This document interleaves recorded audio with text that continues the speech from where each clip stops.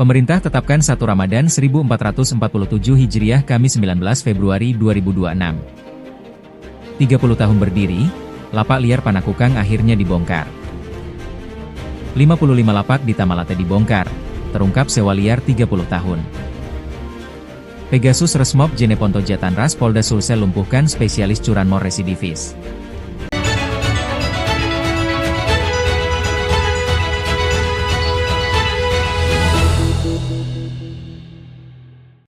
Wujud hilal belum muncul karena masih di bawah ufuk. Dan juga kita lihat juga kalender hilal global versi Turki, ya itu juga belum memulai Ramadannya besok. Dan dalam menetapkan awal bulan Kamariah, Indonesia menggunakan kriteria visibilitas hilal Mabim tadi, yaitu tinggi sekian, saya sudah sebutkan. Nah sekarang,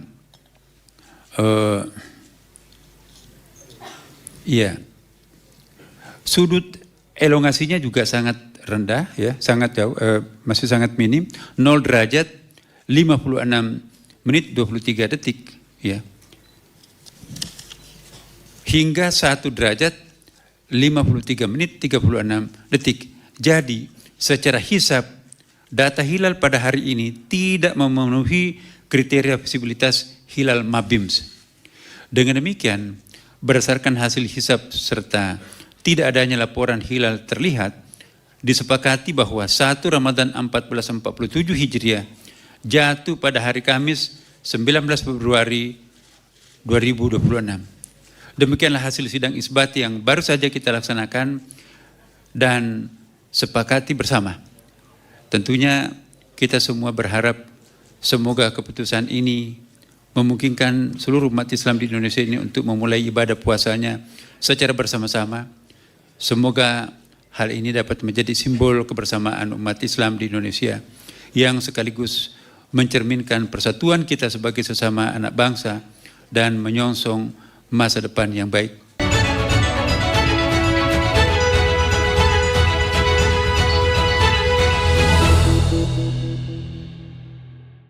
Pemerintah Kota Makassar kembali menunjukkan komitmennya dalam menjaga ketertiban umum, kenyamanan warga, serta fungsi ruang publik sebagaimana mestinya.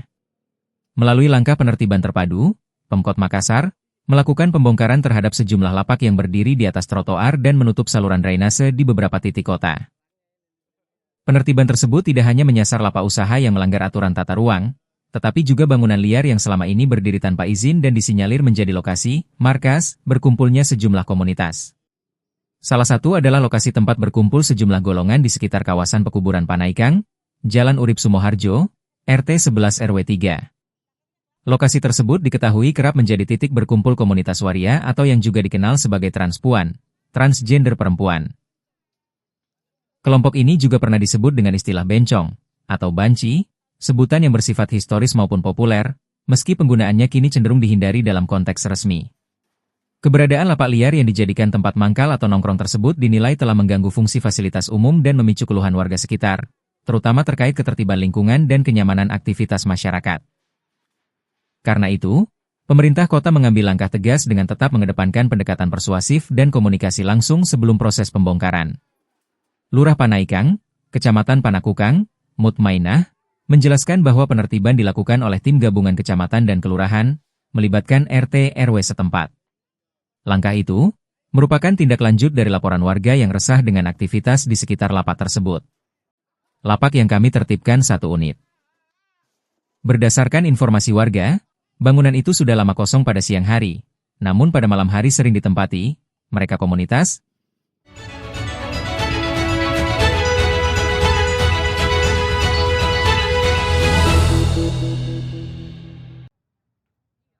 Pemerintah Kota Makassar kembali menunjukkan komitmennya dalam menjaga ketertiban dan fungsi ruang publik.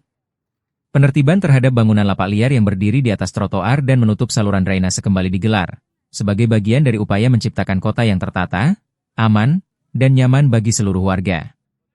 Puluhan lapak pedagang kaki lima, PKL, yang selama ini mengganggu akses pejalan kaki serta berpotensi menyebabkan penyumbatan drainase, ditertibkan dalam operasi terpadu yang melibatkan tim gabungan kecamatan bersama Satuan Polisi Pamong Praja, Satpol PP.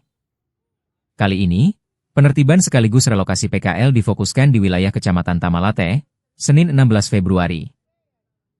Camat Tamalate, Muhammad Aril Syahbani, menjelaskan, pemerintah Kota Makassar melakukan penertiban terhadap puluhan lapak PKL yang berdiri di atas trotoar dan menutup saluran drainase di wilayah Kecamatan Tamalate.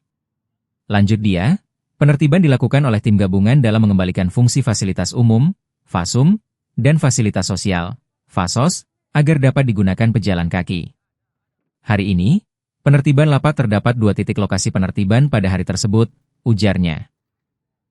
Titik pertama berada di Jalan Daeng Tataraya, tepatnya di depan kawasan pacuan kuda.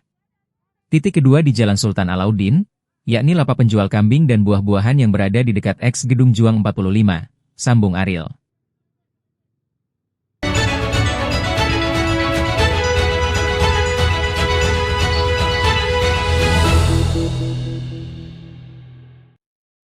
Tim Pegasus Resmob Satreskrim Polres Jeneponto bersama tim Jatanras Polda Sulsel berhasil menggulung komplotan pencuri sepeda motor, curanmor, yang meresahkan petani di Kabupaten Jeneponto. Dalam operasi tersebut, 2 pelaku terpaksa dihadiahi timah panas oleh petugas setelah mencoba melawan dan melarikan diri saat pengembangan kasus dilakukan pada Selasa 17 Februari dini hari. Penangkapan dipimpin langsung oleh Dantim Pegasus Aibtu ABD. Rasyad bersama Panit 3 Jatanras Polda Sulsel, Ibda Irzal Makaraawa. Kepala Satuan, Kasat, Reskrim Polres Jeneponto, AKP Nurman mengungkapkan jika penangkapan ini bermula setelah komplotan ini melakukan aksi pencurian pada Rabu 11 Februari lalu yang dilaporkan oleh korban bernama Nirwan Alim, 29. Saat kejadian berlangsung, korban mengaku kehilangan sepeda motor Yamaha Jupiter Z yang diparkir di pinggir jalan tani. Motor korban dicuri saat sedang sibuk memanen jagung di area perkebunan Desa Datara, Kecamatan Bontoramba, ungkap AKP Nurman melalui keterangan tertulis. Rabu 18 Februari pagi. Akibat kejadian ini, korban harus menelan kerugian sekitar 6,5 juta rupiah setelah motornya raib di gondol pelaku yang memanfaatkan situasi sepi. Setelah kejadian itu, korban melapor ke polisi. Berdasarkan laporan dan serangkaian penyelidikan, tim Pegasus berhasil mengendus keberadaan pelaku pertama, Mirwan alias Miru, 31. Di Kecamatan Kelara. Dari hasil interogasi, polisi kemudian bergerak cepat meringkus rekannya, Gasing DG Kule alias Mas Mondi, 37, di Kecamatan Tarawang.